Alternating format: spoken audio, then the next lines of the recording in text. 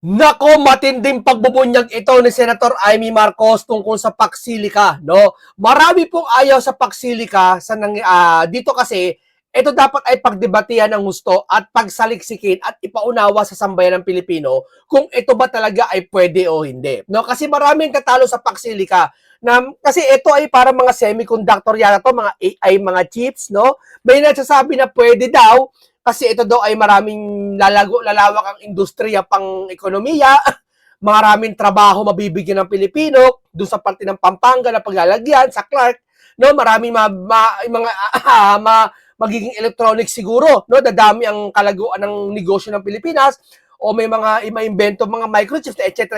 sa mga sasakyan man o cellphone, lalago ang produkto, no? Ngayon, dito may mga nangangamba sila dahil sa pagmimina ng mga cobalt, mga pang silicon. Kasi ang salitang pax po, ibig sabihin sa Latin, ay kapayapaan. No, pag sinabing silica, yun yung mga silicon, yun yung mga microchips, ganyan, etc. Na galing sa Estados Unidos, na sabi ay Abril, pumayag tayo na magkaroon tayo sa Paxilica dito sa Clark at tatayo. Nangangamba sila, kaya ayaw nila. Una sa kalikasan, baka daw may mga pagmimina, maapektuhan ang kapaligiran, lahat-lahat, no? At parang microchip, parang pinag-uusapan ito lahat microchip na AI. Kaya sabi niya nila, baka daw ito yung natupad sa hula ng Biblia na 666. Mali po kayo. Hindi ito po yung sinasabi ng Biblia sa Revelation na 666. Mali po kayo. Ang tinutukoy po sa Revelation na 666 ay isang malawak na relihiyon na kung saan naililigaw niya lahat ng sangkatauhan. At yun na yun ay masamang grupo yun na ililigaw ang mga tao para sa mga kasalanan. Kung ano yung sabi ng Biblia, wag mong gagawin to, pero ginagawa nila. No? Yun po yung sasabi sa Revelation na 666. Pero hindi natin pag-uusapan kung ano yun. No, kasi malalim 'yon. At syempre hindi dapat ano 'yon. Sa mga pinag-uusapan niyo sa mga simbahan, no? Sa mga church na pag-uusapan, hindi dito pinag-uusapan 'yon, mga ganung bagay, no? Ngayon, hindi na 666 sa tinutukoy na to. Ito yung tinutukoy ni Daniel 12:4 ng Daniel. Na sinabi ni Daniel, ni Propeta Daniel, 3,000 na taon na nakalipas mula ngayon, ang sabi niya, lalago ang kaalaman at ang tao't paparot paparito. At ang kalaman ay lalago. Ito na yon. Ito na yung katuparan ng hula. Nakasakop na nga yan, kasama na Paksilika, kasama etc. Ngayon, naisito lang yan. Pero, dito, ang Paksilika, hati ang opinion at mas marami ayaw yata. No? Pero sabi ko nga sa inyo, ang mundo ay papalubog. Sabi kasi ng Biblia, hindi papaganyan eh. Papaganon ang mundo ngayon, hindi papaganon. Kahit anong gawin nyo, pagsisikap, ang mundo papunta sa kawakasan. Biblia may sabi niya, kung sumasampalataya kayo sa Biblia, ako sumasampalataya ako eh. Sino naman sa atin sumasampalataya talaga eh. Kasi totoo ang Biblia, patunayan totoo yan eh. Walang kasinungalingan siya sabi diyan, no? Ibig sabihin, kung tanggap mo bilang isang Kristiyano ka naniniwala ka sa Diyos, napapalubog ang mundo ngayon, mangyari ang mangyari, wala kang problema. Basta ikaw hindi mawawala ang pananalig mo sa Diyos. Yun lang yun. Etong paksil, malalim masyado, no? May religion na, no? Hindi kasi marami kasi nalilito sa mga bagay-bagay na nangyari ngayon, eh, no? Pero siyempre, ang mangingibabaw yung gawa. Halimbawa, ay, totoo naman pala, ang mundo papalubog na, iyaan mo na lumubog yan, wala na akong gagawin. Hindi. Ang ayaw ng Diyos, pinakaayaw ng Diyos sa lahat, yung nananampalataya ka pero walang gawa. Kailangan mong gumawa. Halimbawa, ikaw ba, papayag ka, gutom ka na lang? Diyos na bahala sa akin? Bala. Siyempre, kikilos ka, magtatrabaho ka para may makain ka. So, may gawa ka. Tama? Ngunit may mga gagawin, kagaya ng pagsang-ayon sa isang bagay, kagaya ng sa flood control issue, panunuklas, no? Ang daming ganyan eh, puro gawa, no? Ngayon, dito, sa Paksilika na to, kaya ko naisisingit to, kasi ito yung pinagtatalunan ng lahat na sa akin naman, side ko naman, hindi ako pwede magdesisyon kung paano gagawin dito. Kasi marami po talaga na ayaw ito. Na ito po ay isang Paksilika na hindi isang batas o kumpanya.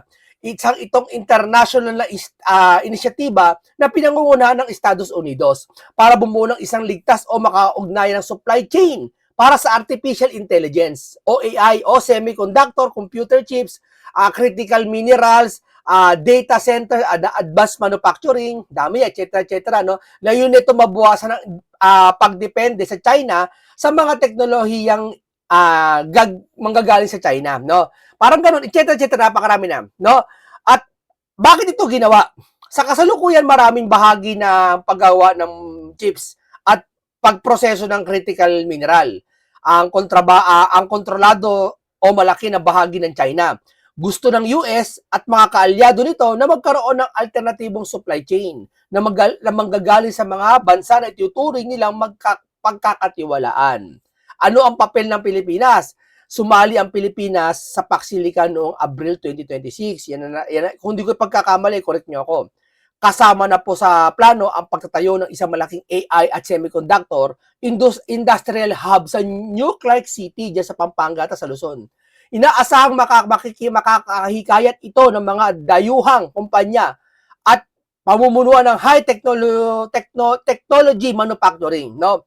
Pero may mga benepisyo dito, maraming mga trabaho, maraming dayuhang investment, paglawak at paglago ng AI in semiconductor, posibleng tumaas ang antas ng teknolohiya at kasanayan sa mga paggawa, no? Pero may mga delikado naman kasi may pagminan daw ng nickel, yung mga usok, mga kapaligiran, baka magkaroon ng kaguluhan o pamunuan na tayo ng dayuhan, sakupin tayo dito. Alam mo, una-una sakupin dito. Wala pong ganun. Noon nyo sakupan. Dito po ay marami na po tayo ngayon, malakas na po tayo ngayon, malakas na po ang pulis natin kahit paano, military, kaya sakupin dito, di ba? Tayo dito ay ekonomiya na lang ang pag-uusapan dito, no? Pero ito, si Amy binunyag po kung ano yan. Pakinggan po natin ito, kanyang pahayag, no? Amy, total na pag-usapan yung mayayabang na senador. Paano masisiguro ng Senado na ang mga investigasyon at panawagan para sa pananagutan ay mananatiling patas at hindi naaapektuhan ng politika? Ay nako, talaga naman, yan na nga ang aming problema. Umpisa pa lang, umaalma na ako kasi yung mga investigasyon nga, parang kung minsan may utos, nagkasundo na kayo, tapos mamayang konti, ay hindi na pwede. Dapat gano'n, ang pinag-usapan natin. Parang may utos galing sa ibang lugar. Parang gano'n. Hindi, nakakapagtaka Impactang ICC. Di ba? Diyan na ako tawa sa Impactan. No? Ang tagal-tagal na natin na babasa yung ICC niya. Alam natin acronym ng International Criminal Court. No? Pero di natin naisip yung Impactang Claire. Alam nyo na. Di natin naisip, no? Si Amy Marcos na nakaisip. Di ba dapat? Hindi kaya talaga gusto na ng Malacanang i-dispatch atong si Claire. Hindi, biro na. Naisip ko lang yon. Di kaya si Amy talaga ay kakampi na ng Malacanang. Nagkaayos na sila. At gusto talaga nilang pabagsakin na si Claire. Umalis na dyan. Nahiya lang silang aalisin dyan. Parang gano'n, no? May something na makiramdam lang kayo. Baka may gano'n na. Makiramdam lang kayo. Yung Senate, medyo last bastion na yan. Saka dapat may separation ng judiciary, separation ng legislature, separation rin ng executive. Dapat hindi nakikialam sa isa't isa, di ba? Pangit yun kasi nawawala yung balance. Sa tingin niyo, ma'am, sinong nagiging hadlang o ano nagiging hadlang diyan para magpanagot yung mga opisyal, yung batas ba natin, yung politika o sa tingin niyo meron pang iba? Maintindihan talagang ewan ko, para sa akin 2028 talaga yung nangingibabaw sa lahat parang sinong tatakbo sa 2028, paano manatili sa pagkatapos ng 2028, ayan, labas yung mga survey, palakas yung Maraming tatakbo sa 2028, hindi sa eleksyon, kundi sa ibang bansa. Tatakbo sila sa ibang bansa, lalo na yung mga congressman dyan. Kukuha ng mga golden visa yan, aalis sa bansa natin. Dahil alam nila ang totoo. At alam nila na may mga malaking malawakang korupsyon nangyari. At sila, isa-isa sila dyan nagtatakipan. At masama niyan, kasangkot sila dyan na mga nabigyan. No? At malalaman niya sa susunod na investigasyon, itong investigasyon to wala na mangyayari. Diba? Talagang kinulong nila si Marcoleta, kinulong lahat. Kaya sa susunod na eleksyon na lang 2020 nang babawi ang tao hindi para gumanti hindi para gumanti. Iba kasi yung pag gumanti ka iba Kung ano yung ginawa sa'yo, gagawin din sa kapwa mo. Hindi yun. Dito, investigasyon ang gaganti. No? Kung ano yung ebidensya, yun ang gaganti. Sara, yun ang problema. Kaya kung ano-ano nangyayari sa bansa natin, hindi na asikaso yung dapat tutukan at Ewan ko pa, nakakalungkot. Senator, si .01 ba at palagay nyo tutuloy? Ako, alam mo naman po, kakapala na ng mukha ko. Hindi ba kayo kakapala ng makeup? Gora na ng ikaw talaga. Ayun talaga. Ang hirap ang hirap talaga magpresidente. Ay, mahulog na langit yan eh. Ba't pinagpipilitan? Hindi ba kayo nagsisi? Or before, hindi nyo ba kinonsider na instead si Ading ikaw na lang? Kasi hindi naman ako dapat maging politiko, backup dancer lang ako. Hindi ako dapat talaga magpolitiko. Ayaw na tatay ko. Pareho rin siguro si PRRD, ayaw na yung babaeng anak. Parang ganun. Tapat si Amy. Sabi nila naghahangad daw si Amy maging presidente. No, hindi. Si Amy, kung ano lang siya dalhin. Kung siya ay maging senador, okay siya. Siyempre, tumakbo siya senador, pipilitin niya na manalo kasi sayang yung pagkakataon na yun. Alam ba naman, ikaw ba tatakbo ka senador? Hindi mo ba pipilitin manalo ka? Pero buti yan nanalo si Amy. Kasi kundi si Ben Tulfo ang nanalo. Diba? Pero okay din naman si Ben Tulfo. Pero si Amy, tumamba lang sa pan-12 ngayon. Pero kung tutuusin, hindi siya para siya sabi ng iba, gusto lang daw agawin yung posisyon ni Amy, inggit daw siya sa kapatid niya kasi presidente. Hindi po. Hindi po gawin ng isang Marcos. Hindi po gawin ng pride ng isang Marcos. Baka hindi nyo, ako hindi ako loyalista. Hindi ako loyalista, pero alam ko ano yung pride ng Marcos. Kayong ewan ko, bakit kayong mga loyalista dyan, hindi nyo alam kung ano pride ng Marcos. Ha? O nakikiloyalista lang kasi kayo, mga pinklawan dati kayo. Kunwari nakikisimpatya kayo sa Marcos. Dahil ang loyalista, paubos na. Yung mga loyalista, iba dyan, matatanda na. At marami din talaga, milyon din yung mga yan. No? Pero yung mga vlogger-vloggeran dito, nagsasabi, loyalista sila, Marcos sila, ngayon na lang kayo.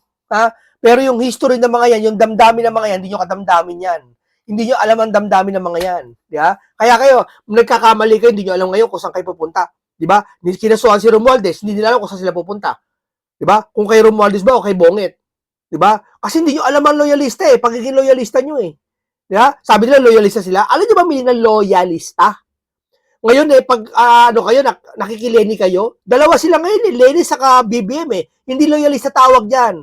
Balingbingista yan, balimbingista yan. Kung saan kayo papalakas, doon kayo. Di ba? Kaya iiwan nyo rin ang mga Marcos sa susunod na panahon. Iiwan nyo rin. Diba? Kaya dito, tumansya kayo. Ang sinisilip namin sa bayan ng Pilipino, hindi si Marcos, kundi yung ginawa niya. Sabi nga si Sara eh, wala siyang galit kay Marcos.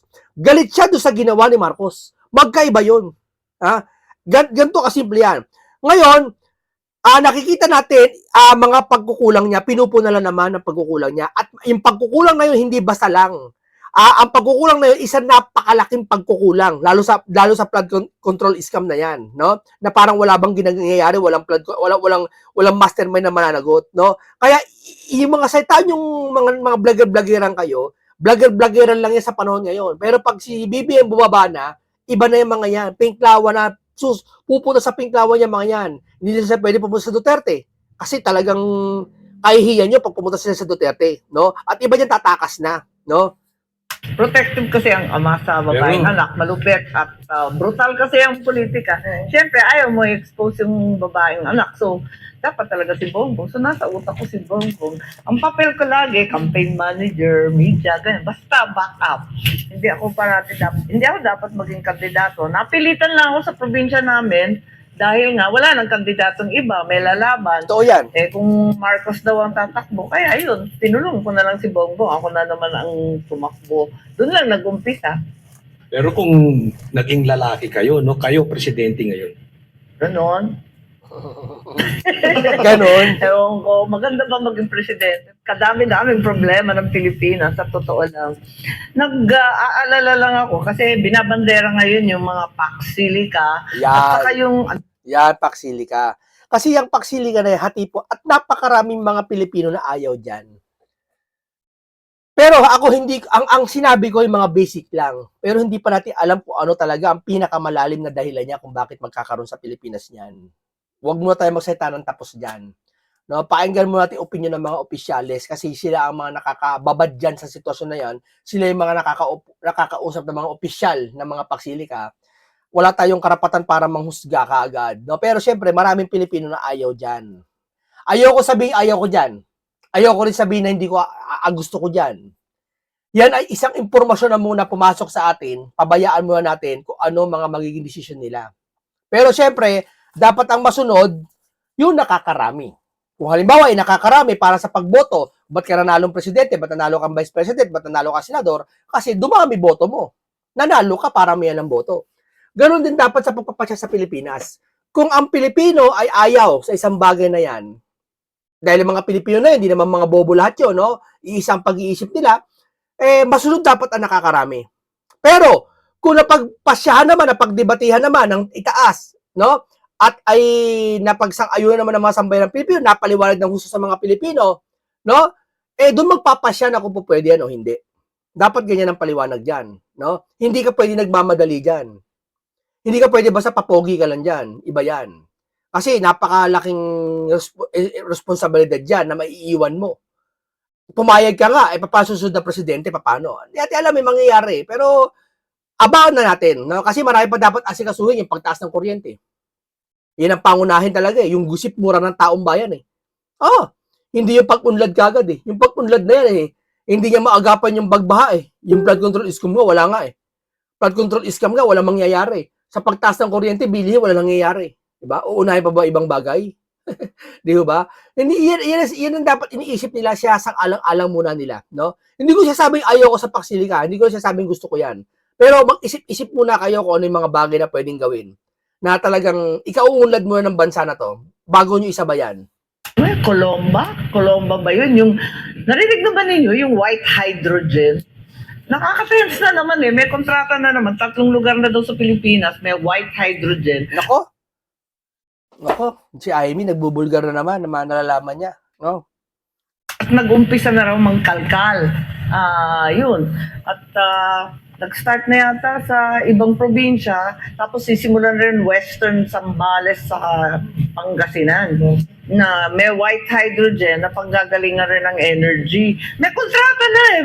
Nagugulat na lang tayo. Maraming nangyayari. Hindi ba titignan muna yun kung environmentally. Nakakatunaw daw yun ng semento. Malulusaw daw yung mga building na may steel, na may yero. Marami nagtatanong regarding do sa Paksilica. Di Isa ba, pa yan. di ba dapat po Involved ang Senate, Congress. involve ang legislative branch? Kahit ang totoo, the Constitution gives the President a huge leeway na gumawa ng foreign policy. Pero hindi lang naman foreign policy ang involved dyan sa Paksilica. Kasi sabi dyan, critical minerals, data, AI, di ba? Andun yun eh. Yung supply chain ng US, natuklasan nila na 98% ng rare earth ay nanggagaling pala sa China. Patay sila niyan, yung automotive, defense, lahat. Dependent ang IT dyan. And natuklasan nila na yung Pilipinas, ang dami-dami pala nating mga rare earth na sinasabi, yung mga minerals. Kaso, unang-una makakasira yun ng kalikasan, no? Kasi Totoo yun. Yun nga lang pagawa dito ng goma eh. may nakita ko isang pabrika dito sa, hindi ko alam kung sa probinsya ba yun. Nakalimutan ko na kasi medyo bata-bata pa ako noon eh. May jeep pa kami noon eh. May isang pabrika doon naglalabas ng mga nakakasalwasok na usok. Pero kalaunan hindi pa binabalita yon. After 10 years, saka na nabalita yon na pinagbawalan yon, tinanggalan niya ang lisensya para hindi na mag-operate yung kasi yung sanitary nila hindi maganda. Naglalabas ng usok na chemical, parang goma yata yon. Makikita mo yun sa paligid ng mga puno, lanta lahat. Lanta. Ibig sabihin, ganun kalason yung binalabas niyang usok. Tapos yung mga katabing squatter area doon, nahihirapan na huminga, matagal na. Nagkakasakit-sakit na, nagkaroon ng mga asthma or bronchitis yung mga sakit tao doon, may mga namatay doon sa TB. Di ba? Doon lang yung sa pabrika na yun, ha? Ito hindi natin alam kung gaano kasigurado. Na kung gaano ito katapang na chemical na ibubuga na ito, hindi natin alam eh. Kailangan mahabang ang proseso to na hindi katulad ng ibang bansa na pwedeng i-handle yung ganito kasi malawak sila katulad ng Amerika. Magtayo doon sa, alam mo, di ba, pag pumunta ka sa Amerika, pumunta ka dyan sa Amerika, banda dyan sa South Dakota, mga ganyan. Malalaki, yung mga bahay, kilometro bago magkabahay. Malawak yung landmark eh. Dito sa Pilipinas, dikit-dikit yung mga tao, dikit-dikit yung highway, andyan na rin yung hospital, andyan na rin yung mga store. Sa Amerika kasi malawak ng lupa. Pwede ka magtayo ng kung ano-anong mga bagay doon kahit sa ibang lugar. Sa Mexico, malalawak, hindi dikit-dikit. Pero kung dikit-dikit ang bahay, magtatayo ka ng isang pabrika malapit sa mga katauhan, sa kabahayan, malaking epekto nga nito, magkakaroon ng alarma. Oo. Ikaw payag ka sa kapitbahay mo magtayo ng isang pabrika sa likod. Di ba hindi maganda? Kasi yung environment mo, minsan may mangangamoy misa ng goma, mangangamoy misang kalawang, mangangamoy misang bakal, alam mo yun, mga ganung amoy, nakakapag-alarma yun sa isang pamilya na baka magkasakit pamilya nila. Di ba, syempre, gusto natin mapayapang isla na masarap amoy, di ba? Yun ang gusto ng mga tao di ba? Pero itatayo ka ng ganito. Kaya alarma to. Di alam dapat suriin mabuti to. Dapat itayo to sa pinaka walang katao-tao talaga, no? Pero may ganun pa ba sa Pilipinas?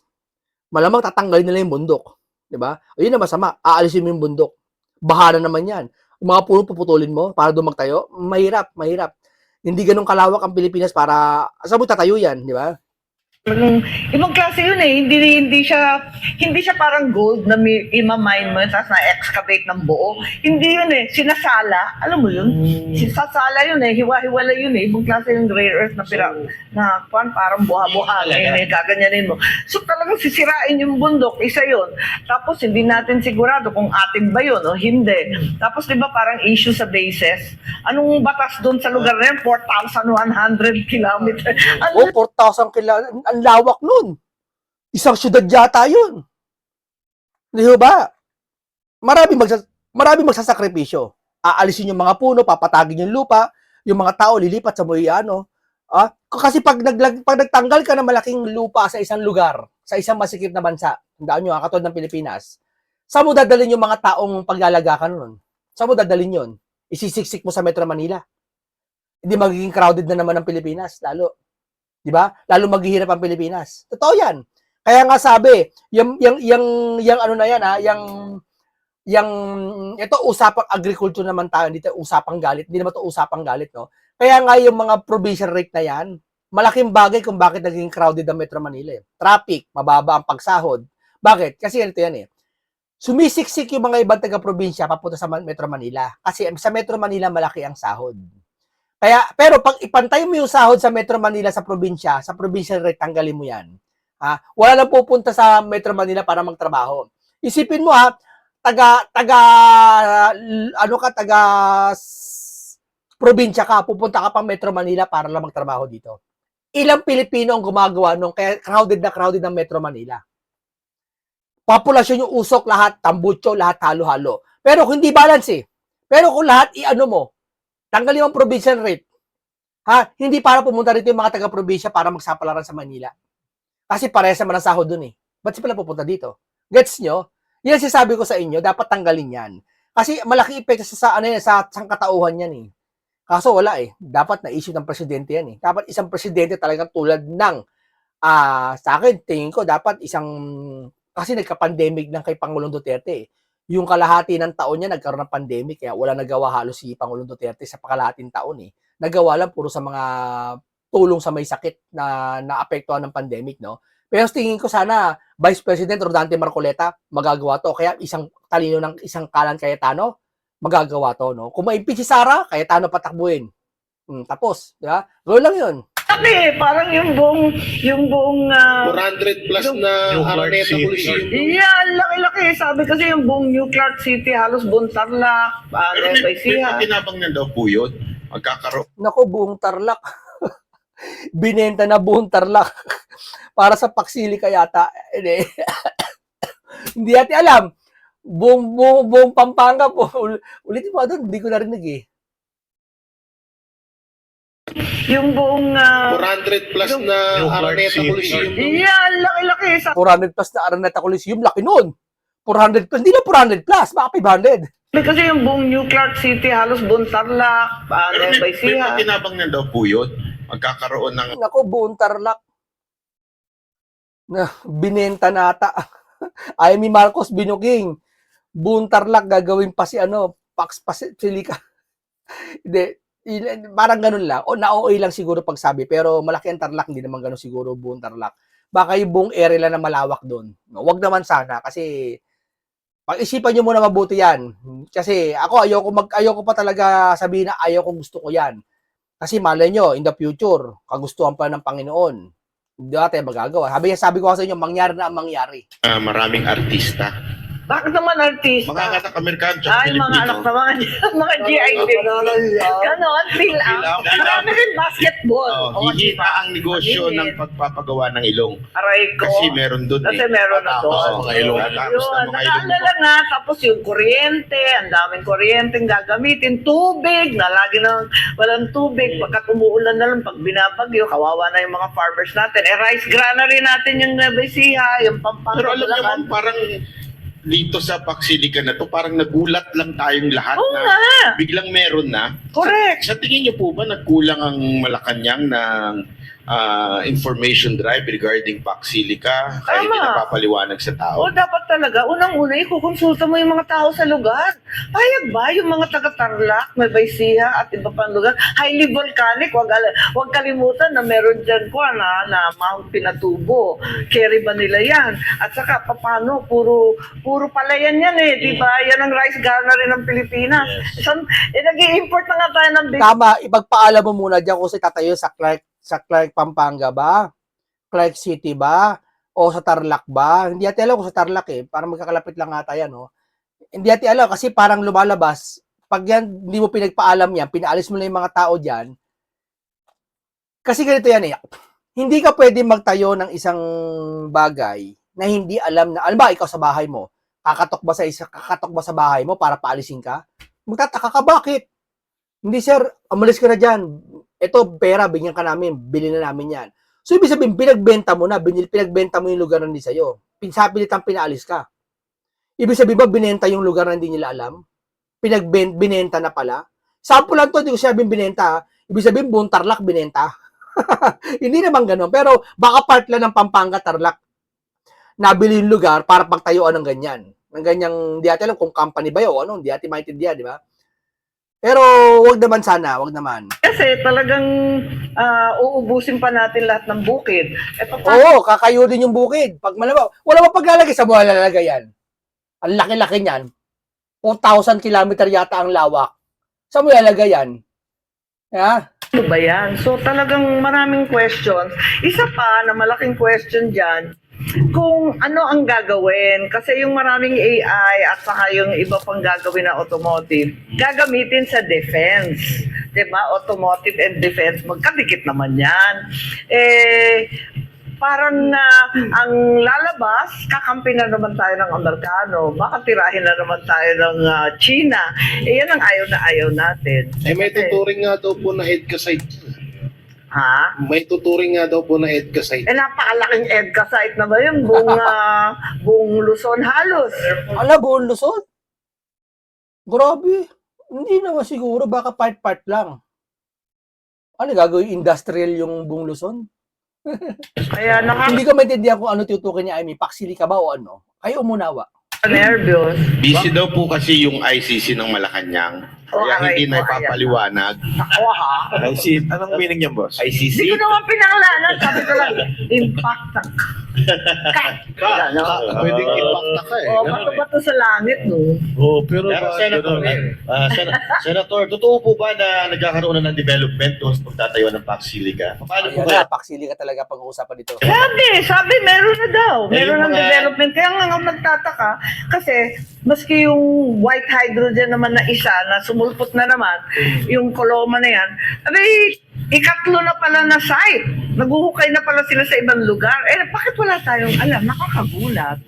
So, I'm really worried. Kailangan talaga kinukonsulta, di ba? May public hearing, kukonsulta yung mga LGU, kausapin yung mga concerned sectors, tapos kung may sapat bang tubig sa Pantabangan, sa Angat, sa Magat, sa lahat ng basta, sa Pero lahat ng ang Senado po ba hindi kinonsulta? O wala. Kung anong alam ninyo sa dyaryo, maliman o tama, yun ang din ang alam namin. Ay baka yung mga Yung sinasabi ko sa inyo, iba na ang utak ng namoy minuno. Ewan ko bakit ganyan. Anong meron sa kanila? Bakit nakakaisip ng mga ganyan? lang, yung mga majority lang nakakaalam. Tapos Wala, hindi natin kino-question dito yung paksili ka. Wala tayong, hindi natin sasabing oo at hindi.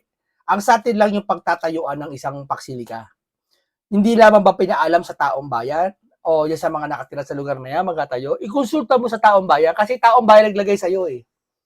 Taong bayan ang magiging employer mo eh. Taong bayan ng boss mo eh. Ikonsulta mo yan. Hindi yan basta tatayo ka lang dyan, kagustuhan nyo.